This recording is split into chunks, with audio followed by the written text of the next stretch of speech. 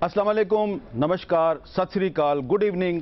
कराची से हामिद मीर आपकी खिदमत में हाजिर है।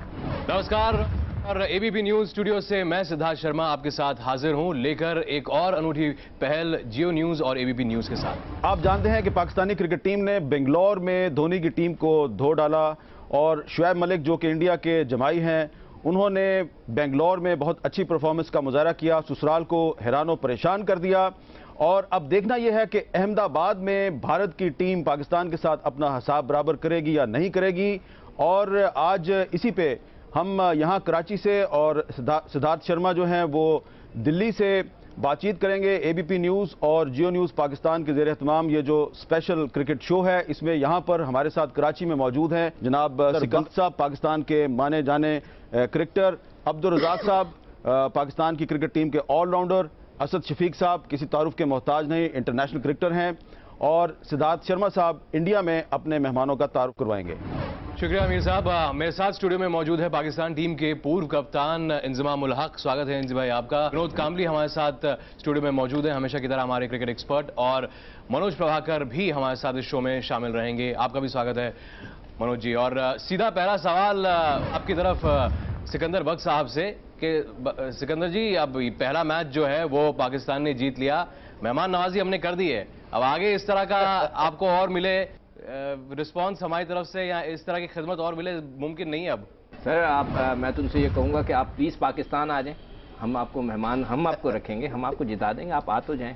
हम आपसे दरख्वास्त करते हैं, बल्कि पूरा पाकिस्तान करेगा कि जी भारत अगर पाकिस्तान आता है तो हमारे लिए बहुत बड़ी बात होगी, बहुत बड़ा ऑनर होगा, और हम आपको ऐसी मेहमान नवाजी करेंगे। और जिन खानों का मैंने अभी जिक्र कर रहा था आपसे, वो सारे खाने खिलाएंगे। अच्छा कामली साहब, जब पिछला प्रोग्राम हम कर रहे थे तो आपका और प्रभाकर साहब का ख्याल था कि इंडिया जीतेगा, लेकिन आपके जो जमाई हैं शुएब मलिक साहब, उन्होंने आपसे मैच छीन लिया, तो शुएब मलिक के बारे में क्या कहेंगे आप? अमीर साहब, मैं सबसे पहले पूछना चाहता हूं कि आप दो मलिक यहाँ पर भेजे हैं। हाँ। दो मलिक हैं, एक है विना मलिक और एक है शुएब मलिक। हाँ। ये दो मलिक आपने भेजे हैं, तो यहाँ पर जरा एंटरटेनमेंट होना चाहिए, इसलिए थोड़ा वो एंटरटेनमेंट जैसा शुरुआत होती है तो वैसे हमने शुरुआत की है। और जिस तरह से अभी शुएब मलिक की बात करेंगे तो वो दामाद है हमारे, तो हमने भी थोड़ी मेहमान नवाजी बताए, एक वेलकम ड्रिंक दिया है। लेकिन जो फ्राइडे का मैच होगा मीर साहब, उसमें तो बिरयानी अभी पक रही है, वो बिरयानी में हम लोग खुद खाएंगे, ये टाइम पाकिस्तान को हम लोग नहीं खिलाएंगे। अच्छा, आप कह रहे हैं कि जो फ्राइडे का मैच है वो आप खुद खाएंगे, लेकिन और ये जो बिरयानी है ये आप पाकिस्तान को नहीं देंगे।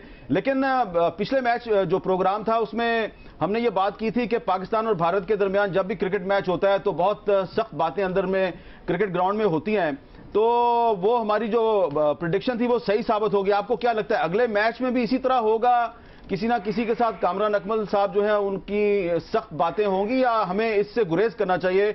We must avoid this kind of things. Mir साहब, मैं इसका जवाब देना चाहूंगा। हम कहते हैं कि क्रिकेट एक जेंटलमैन्स गेम है, तो ये जेंटलमैन्स गेम नहीं होकर जेंटल वुमन गेम हो गया है कि आप गाली गलौज नहीं कर सकते हो, आप प्लेयर्स को कुछ नहीं बोल सकते हो। तो ये आईसीसी का जो रूल है, तो इसमें मजा नहीं, कब मजा आएगा कि अगर आप सिर्फ बॉलर आके बॉलिंग करेगा और वापस चला जाएगा, छक्का खाएगा तभी भी कुछ बोल नहीं सकता है, कुछ कर नहीं सकता है। तो ये जो रूल रखा हुआ है, तो वो इंडिया पाकिस्तान के मैच में जितना होता है, बाकी आप देखोगे तो एशेस में ज्यादा होता है, उसमें तो डबल गाली गलौज होता है, तो उनको कुछ नहीं बोलते हैं। लेकिन जो सब कॉन्टिनेंट टीम है उनके ऊपर ये बहुत लाजमी किया जाता है, ये कानून बहुत लाजमी किया जाता है। तो मेरे हिसाब से हम अभी हम फ्रेंडशिप करके वहां पर मैच खेलने का तो वो मजा नहीं आएगा, तो इसलिए मैं कह रहा हूं कि ये गेम हो गया अभी जेंटल वुमेन्स गेम। चलिए अब अगला सवाल आपसे, उधर हमारे जो मेहमान हैं अब्दुल रज़ाक साहब, उनसे बात करते हैं। रज़ाक साहब, ये बताएं कि जिस तरह से पाकिस्तान की टीम बल्लेबाजी करने आई और शुरू में ही 3 झटके हमारे यंगस्टर भुवनेश कुमार ने दिए, तो उस वक्त तो ऐसा लगा कि मैच में जो है हमने वापसी कर दी। वो अलग बात है कि बाद में शोएब और मोहम्मद हफीज ने मैच को छीन लिया, लेकिन फिर आखिरी लम्हों में फिर से मैच वापसी कर ली। तो पाकिस्तान भी अगर मैच जीता है तो बमुश्किल ही जीता है। नहीं, मेरे पॉइंट ऑफ व्यू से मुश्किल नहीं जीता। और ये T20 में आप देखें, ये जो टारगेट 135 या 140 का होता है, ये बड़ा अचीवेबल होता है, इसमें आप कर सकते हैं। अगर विकेट्स आपकी हैंड में हो, आप 1-2 ओवर सर्वाइव भी कर लेते तब भी आप कम बैक कर सकते हैं। तो वैसा ही हुआ, शुरू के फर्स्ट 6 ओवर इंडिया के पास से गेम थी और जिस तरह शुएब मलिक और मोहम्मद हफीज़ ने स्टैंड लिए और बॉल भी लेफ्ट किए, तो मैं समझता हूँ ये क्रिकेट की ब्यूटी है T20 की। और जिस तरह पाकिस्तान टीम ने कम बैक किया, जितने भी लोग देखते हैं वो उनको सीखना चाहिए कि ये T20 में इस तरह की सिचुएशन आती है और कभी भी इसमें आप अंडर प्रेशर नहीं होना चाहिए। और पाकिस्तान ने देखें जिस तरह स्टैंड करने के बाद इन दोनों की पार्टनरशिप लगी तो एकदम से वन साइडेड मैच हो गया। इंजमामुल हक साहब, ये बताएं कि अश्विन नहीं खेले इंडिया की तरफ से, सहवाग नहीं खेले इंडिया की तरफ से, क्या इसका फायदा पाकिस्तान को नहीं हुआ? जाहिर ही बात है कि उसका फायदा होगा, क्योंकि वो मैच विनिंग प्लेयर है, जिस टाइम भी खड़े होते हैं वो जितवा सकते हैं। तो लेकिन फिर भी उसके बावजूद इंडिया की जो सी बैटिंग ऑर्डर था वो बहुत लंबा था। और अभी जिस तरह ये सवाल हुआ था कि जी पाकिस्तान आराम से जीता, जिस तरह पाकिस्तान को जीतना चाहिए था 134 पे, जिस तरह बॉलर्स की परफॉर्मेंस थी कि 134 पे आउट करने के बाद इजी मैच जीतना चाहिए था, तो वो पाकिस्तान नहीं जीत सका। कि जी मुश्किल हो गया कि जी अगर आखिरी ओवर में 10 रन चाहिए तो इसका मतलब है कि जी आप है ना मैच को आखिरी ओवर तक लेके मैच मुश्किल हो गया।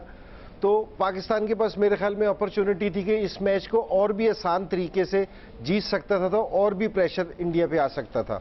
सिकंदर साहब, शोएब मलिक की बात आपने की और वहां पर हामिद मीर साहब भी शोएब मलिक का जिक्र कर रहे थे। ये बताइए, अगर शोएब मलिक इतने ही काबिल हैं तो क्या वजह है कि उन्हें वनडे स्क्वाड में नहीं रखा गया?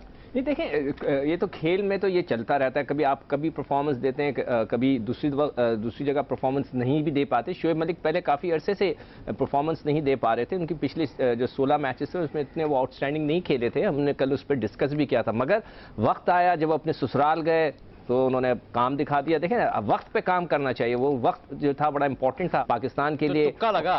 तुक्का नहीं कहते, देखें क्रिकेट में तुक्का नहीं लगता। क्रिकेट का खेल, कल मैंने अगर आपको याद हो पहले प्रोग्राम में कहा था 50-50। देखिए 50-50 मैंने इसीलिए कहा था, पहले आप लोग लीड कर रहे थे, फिर हमने आपके 7 खिलाड़ी आउट कर दिए 21 रन पे, फिर आपने हमारे 3 आउट किए, फिर हमने आपकी एक अच्छी पार्टनरशिप लगा के हमने मैच जीत लिया। तो इसीलिए मैं आपको कह रहा था कि ये हम दोनों का जो मैच होगा वो इसी तरह रहेगा, हम एक दूसरे से लड़ते रहेंगे, 50-50 चलेगा। और जो कोमली ने बात की, मैं टोटली एग्री विथ हिम कि जी ये जो लड़ाई झगड़े होते हैं ये तो खेल का मजा है, अगर नहीं होंगे आप यकीन करें ये खेल बिल्कुल खत्म हो जाएगा। अच्छा प्रभाकर साहब, ये जो बात हो रही है कि पाकिस्तान तो तुक्के से मैच जीत गया, तो जरा ये बताइए, जरा थोड़ा ईमानदारी से ऑनेस्टली, पाकिस्तान ने सारे कैच पकड़े, पाकिस्तान ने आपके बैट्समैन जो हैं उनको रन आउट किया, और ठीक है बैटिंग लाइन जो थी पाकिस्तान की थोड़ी वीक थी, लेकिन हमारे जो बॉलर थे मोहम्मद इरफान, उन्होंने बहुत तंग भी किया। तो ये तुक्के से जीतने वाली बात जो है ये थोड़ी सी ज्यादती नहीं है? देखिए, दोनों तरफ की जो लड़ाई थी, मैं समझता हूं कि सिकंदर साहब ने जैसे बोला कि बहुत भरपूर एक 50-50 आप कह सकते हैं, मगर जो शुरुआत थी मैच की, बेहतरीन तरीके से आपके बॉलर्स ने दबाव डाला, बहुत ही मजा आया देखकर आपके इरफान को। मुझे नहीं लगता, अल्लाह ताला करे कि इसी तरीके से बढ़ता रहे तो ये वर्ल्ड क्लास बन सकता है। वसीम अकरम के बाद जिस तरीके से इसका एक्शन है, तो मैं समझता हूं कि उसके बाद हमारे बॉलर्स ने भी बहुत अच्छा दबाव बनाया शुरू में, मगर जैसे कहते हैं कि जैसे इंजमाम ने बोला है कि एक तरफा होना चाहिए था 134 के स्कोर पे, इससे ये तो साफ हो गया कि आपकी बैटिंग पे भी उंगली उठती है, आपकी बैटिंग में भी वो दम नहीं है। नहीं तो ये जो मैच है एक तरफा पाकिस्तान जीत सकता था मगर जीत नहीं सका। तो मुझे यही कहना है कि अगले मैच में पता चलेगा जो गलतियां हुई हैं उसे कैसे संभाला जाता है। आपकी तरफ से भी बैटिंग में गलतियां हुई हैं, हमारी तरफ से भी हुई हैं, तो अगर ये दोनों इससे हम सीख लेंगे तो अगला मैच और मजेदार। अच्छा, आप सही कह रहे हैं प्रभाकर जी, आपकी बात से चर्चा करेंगे, चर्चा बढ़ाई जाएगी आगे। भुवनेश्वर कुमार की भी बात करेंगे, असद शफीक की बात करेंगे, मोहम्मद इरफान की भी बात करेंगे, लेकिन फिलहाल ये टाकरा जो स्टूडियो में चल रहा है इसे रोकना पड़ेगा। कुछ देर के बाद फौरन हाजिर होंगे।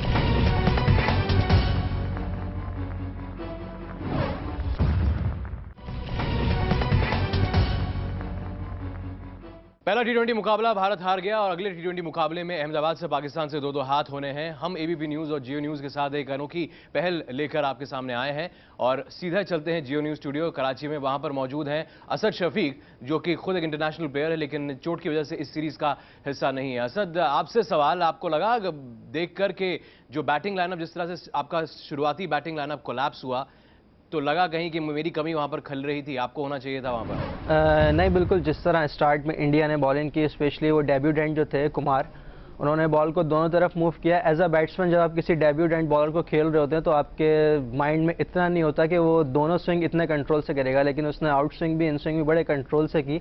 बहुत अच्छी बॉलिंग की। शुरू में जो है वो नए बॉल से उसने बड़ा अच्छा यूज़ किया कंडीशन को और नए बॉल को, लेकिन lower the order Shoaib Malik और मोहम्मद हफीज़, जिस तरह मैं बात कर रहा था पिछले प्रोग्राम में कि हफीज़ भाई की फॉर्म बहुत अच्छी है, उन्होंने T20 में बहुत अच्छी परफॉर्मेंस की है यहाँ पे डोमेस्टिक में और बहुत अच्छे निक में लग रहे हैं वो, तो उन्होंने उसी फॉर्म को कंटिन्यू किया और वो पार्टनरशिप जो है विनिंग पार्टनरशिप जो है वो साबित हुई।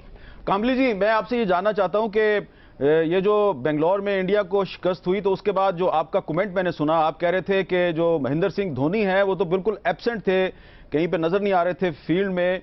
तो इससे पहले इंग्लैंड के खिलाफ जो मैचेस थे उसमें भी वो सीरीज हार गए, अब पाकिस्तान के खिलाफ पहला T20 वो हार गए हैं।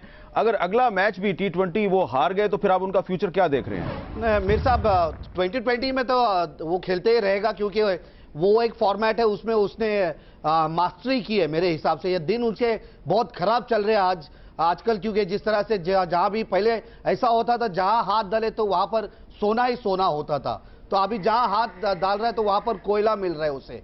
तो ये प्रॉब्लम आ गई है धोनी के कैप्टनसी में और उनके गेम में भी, क्योंकि जो योगदान देना चाहिए था वो मिल रहा नहीं है धोनी से। और जिस तरह से हफीज ने बैटिंग की है, एक कैप्टन इनिंग अगर आप देखोगे, बॉलिंग में उन्होंने अच्छा योगदान दिया, अच्छा प्रदर्शन किया, फिर बैटिंग में भी उन्होंने अच्छी बैटिंग की, और फिर कैप्टनसी भी जो कैप्टनसी होनी चाहिए थी उस वजह से, क्योंकि पाकिस्तान का जो ये पूरा जो फॉर्मेट आया, वो लोग जो उन्होंने लीड की, बहुत बढ़िया कैप्टनसी की धोनी के कंपेयर में। तो ये बहुत धोनी के लिए बहुत अंडर प्रेशर वाला गेम होगा जो अहमदाबाद में खेला जाएगा, लेकिन उसको मुझे नहीं लगता है कि उसे कोई ये फॉर्मेट में से कोई उसे बाहर कर सकता है।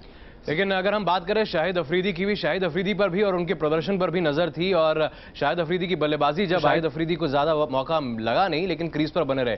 इंजी भाई ये बताएं, तो क्या ये इसी के ऊपर नजर थी और आगे ओडीआई में वो खेलेंगे नहीं खेलेंगे, इस पर बहुत कुछ तय होना था उनके T20 परफॉर्मेंस पर, तो अब तो नॉट आउट रहे हैं, तो ओडीआई में जगह के लिए उनकी दावेदारी भी बरकरार है, भले रन ना बनाए हो। पहली बात तो ये है कि अगर टीम अनाउंस हो जाए, अगर कोई लड़का बीच में अच्छी परफॉर्मेंस दे दे तो ये नहीं है किसी लड़के को बाहर करके किसी को कर दिया जाएगा, पहली चीज़ तो ये नहीं। दूसरी चीज़ ये कि जिस तरह का आफरीदी प्लेयर है और जिस तरह की विकेटें उसको सूट करती हैं, उसकी बॉलिंग को भी और बैटिंग को भी, तो वैसे तो मेरा ख्याल है कि जी उसको होना चाहिए था वनडेयर्स में, लेकिन इस परफॉर्मेंस पे नहीं कि जी आफरीदी की, अगर आफरीदी कर देता है इसके बाद भी बहुत सारे टूर हैं, ये ज़रूरी नहीं है कि उसको हम सिर्फ इसी 3 वनडे के लिए कंसीडर करें। लेकिन यह कि जी आफरीदी ने, मैंने उसको नेट में भी देखा, उसने बहुत हार्ड वर्क किया है, तो इंशाल्लाह ये कि जी वो इसमें भी परफॉर्मेंस अच्छी देगा T20 में। लेकिन ये कि जी हाँ, उस पर डाउट्स इस टाइम लोगों के हैं कि जी अगर वो इस सीरीज में ना परफॉर्मेंस कर सका तो उसके लिए आगे मुश्किल हो सकती है। अब्दुल रज़ाक साहब, भुवनेश्वर कुमार, इनके बारे में आप क्या कहेंगे? नहीं, बड़ा ज़बरदस्त बॉलर है और इंडिया के लिए बड़ा अच्छा साइन है कि काफ़ी देर के बाद उनको स्विंग बॉलर ये अच्छा मिला, और इसकी जो निप है हिट द सीम, और ये काफ़ी सक्सेसफुल होगा फ्यूचर में। अच्छा, मैं प्रभाकर साहब आपसे जानना चाहता हूं कि अब जो अगला मैच है इसमें इंडिया की मोहम्मद इरफान के बारे में और शुएब मलिक के बारे में क्या स्ट्रेटजी होगी? दोनों ने काफी तंग किया इंडिया को।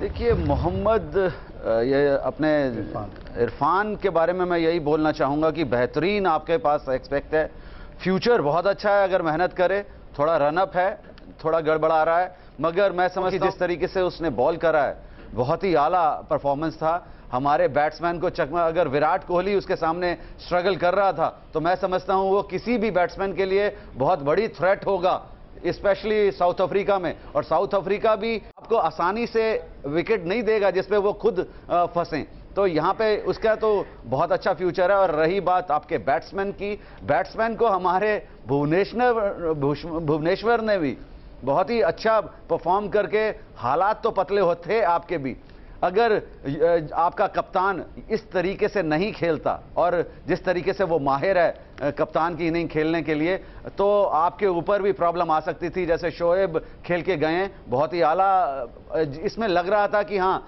जो एक्सपीरियंस है वो काम आया है आपके पास, वरना अगले मैच में जो गलतियां हैं अगर हम उसे सुधार लें तो बड़ा अच्छा मैच होगा। मैं सिकंदर बख्श से बात करना चाहता हूं, मैं उनसे एक सवाल पूछना चाहता हूं।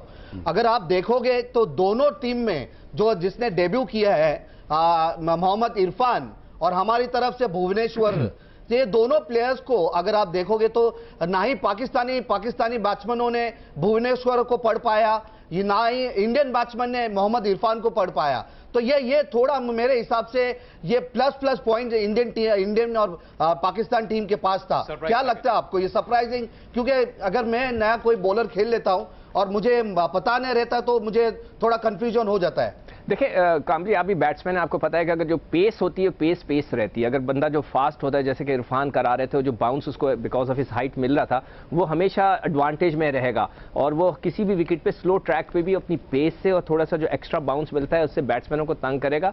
भुवनेश्वर कुमार जो है, उसको अगर उसका स्विंग नहीं हुआ किसी पिच पे तो वो बेचारा मार भी खा सकता है, इसलिए कि उसके पास वो पेस नहीं है कि जो कि इरफान के पास है। तो ये दोनों को बड़ा फर्क होगा कि हमने ये देखना है, और दोनों इसलिए कि दोनों ने डेब्यू किया है। We have to wait and see कि वे फ्यूचर में इनकी फिटनेस कैसी रहती है, जैसे कि अभी पोबाकर कह रहे थे कि हार्ड वर्क और दोनों की फिटनेस कैसी रहती है, और जो स्लो ट्रैक्स हैं वो दोनों उस पर कैसे बॉल करते हैं। तो इस लिहाज से पाकिस्तान और भारत दोनों को ये फायदा हुआ इन दोनों नए खिलाड़ियों से। अच्छा, एक मुझे ये बात बताइए प्रभाकर जी कि इंडिया की बैटिंग लाइन बड़ी मजबूत थी, बड़ी स्ट्रांग थी, लेकिन वो नहीं चल सकी। पाकिस्तान के जो फास्ट बॉलर्स थे उन्होंने कुछ ना कुछ काम कर दिखाया। अब आपका क्या ख्याल है, अहमदाबाद की विकेट को स्लो कर दिया जाएगा या वो पहले से स्लो है? नहीं, अहमदाबाद की विकेट मैं समझता हूं कि ज्यादा तेज नहीं मिलेगा। और सबसे बड़ी चीज सर्दियों के मौसम में ये चीज होती है, सिकंदर साहब भी मेरे से सहमत होंगे, तो मैं समझता हूं कि जो ड्यू फैक्टर है, जो टॉस जीतता है, वो 15% या 10% मैच उसके फेवर में हो जाता है। तो आपको भी यही फायदा हुआ है टॉस जीतने का, आपके पास एक टारगेट मिल गया तो आप उस पर प्लान कर सकते थे। यही चीज हम अगर टॉस जीतते तो हम वो गलती नहीं करते जो हमने पहले बैटिंग में करी है। तो इसका ज्यादा फायदा उसे ही है इस फॉर्मेट का, सर्दियों में रात में, कि जो ड्यू है वो बहुत आड़े आता है। तो मुझे लगता है कि धोनी इस बार टॉस नहीं हारेगा। प्रभाकर साहब, लेकिन पाकिस्तान ने टॉस जीत के इंडिया को बैटिंग की दावत दी, लेकिन आपके तो ओपनिंग प्लेयर ने अच्छी परफॉर्मेंस दी।